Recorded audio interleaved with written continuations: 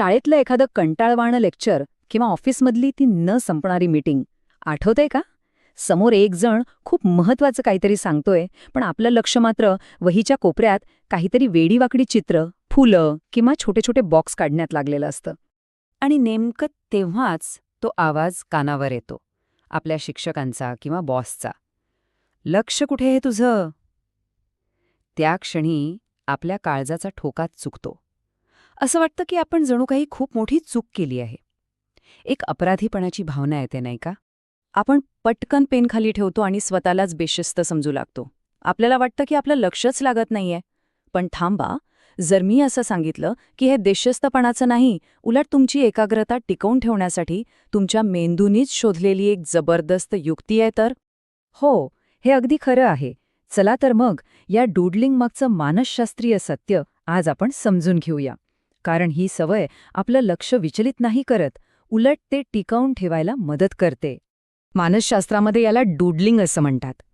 बघा, जेव्हा आपण एखादी गोष्ट ऐकत असतो जी खूप कंटाळवाणी किंवा खूपच गुंतागुंतीची आहे, तेव्हा आपल्या मेंदूला हवी तशी चालना मिळत नाही.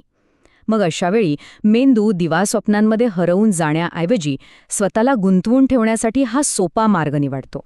पण हे नेमकं कसं काय होतं?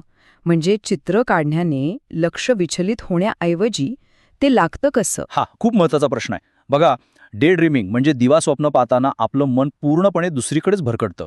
म्हणजे आपण विचार करतो की आज रात्री जेवायला काय बनवायचं. पण डूडलिंगमुळे काय होतं की मेंदूचा एक छोटासा भाग त्या किरकोळ कामात गुंतून राहतो. हे माहितीये कसं आहे? जसं काय मेंदूसाठी एक फिजेट स्पिनरच, जे आपल्याला त्या मीटिंगमध्ये किंवा लेक्चरमध्ये खिळवून ठेवतं. आणि हो, ही काही हवेतली गोष्ट नाहीये. याच्या मागे ठोस असं वैज्ञानिक संशोधन आहे. चला तर मग बघूया की याबद्दलचं संशोधन नेमकं काय सांगतं. याचं सगळ्यात चांगलं उदाहरण म्हणजे 2009 साली झालेला एक प्रयोग. प्लिमथ युनिव्हर्सिटीच्या प्रोफेसर जॅकी अँड्राड यांनी काय केलं? काही लोकांना एक प्रचंड कंटाळावाणा ऑडिओ मेसेज ऐकायला दिला. त्यातल्या अर्ध्या लोकांना तो मेसेज ऐकता ऐकता डूडलिंग करायला सांगितलं आणि उरलेल्या अर्ध्या लोकांना फक्त शांत बसून ऐकायला सांगितलं. अरे वाह! मग काय झालं? निकाल काय आला? खरंच काही फरक पडतो का? हो, आणि निकाल तर खूपच आश्चर्यकारक होता.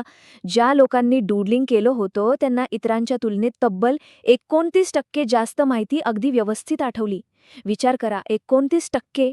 यावरून हे स्पष्ट होतं की डूडलिंगमुळे आपली स्मरणशक्ती आणि लक्ष देण्याची क्षमता दोन्ही वाढतात. पण हे आपल्या भारतातल्या शाळा, कॉलेज किंवा ऑफिसमध्ये पण लागू होतं का? 100%. वर्गात मागच्या बाकावर बसून वहीच्या मागे चित्र काढणारी मुलं आठवतात का? सगळ्यांना वाटायचं की त्यांचं लक्ष नाहीये, पण शिक्षक जेव्हा अचानक प्रश्न विचारायचे तेव्हा बरोबर उत्तरं द्यायची.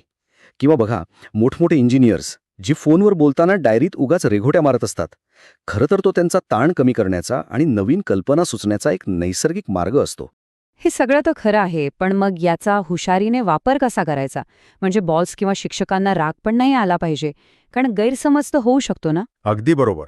हा गैरसमज टाळण्यासाठी आणि याचा खरा फायदा करून घेण्यासाठी काही गोष्टी आपण नक्कीच लक्षात ठेवू शकतो. ह्यासाठी या 3 सोप्या टिप्स आहेत. पहिली, डूडलिंग आणि ड्रॉइंग यातला फरक समजा. सहज काहीतरी रेघोट्या मारणं वेगळं आणि पूर्ण लक्ष देऊन चित्र काढणं वेगळं. दुसरी गोष्ट, डूडलिंग करताना सतत खाली बघू नका. मध्ये मध्ये बोलणाऱ्या व्यक्तीकडे बघा, आय कॉन्टॅक्ट करा. आणि तिसरी, जेव्हा डोक्यात विचारांचा खूप गोंधळ झाला असेल ना, तेव्हा फक्त 5 मिनिटं शांतपणे डूडलिंग करा. बघा तुमचा ताण कसा कमी होतो. म्हणजे थोडक्यात सांगायचं झालं तर मीटिंगमध्ये किंवा क्लासमध्ये वहीवर चित्र काढणं हा काही गुन्हा नाहीये. उलट तो मेंदूने स्वतःला एकाग्र ठेवण्यासाठी शोधलेला एक खूप हुशार मार्ग आहे. अगदी बरोबर. म्हणूनच आम्ही नेहमी म्हणतो की डूडलिंग हे एकाग्रतेचं शत्रू नाही. उलट ते एकाग्रतेचा सर्वात मोठा नांगर आहे. तो तुमच्या मनाला इकडे तिकडे भरकटण्यापासून वाचवतो आणि महत्त्वाच्या गोष्टींवर लक्ष केंद्रित करायला मदत करतो.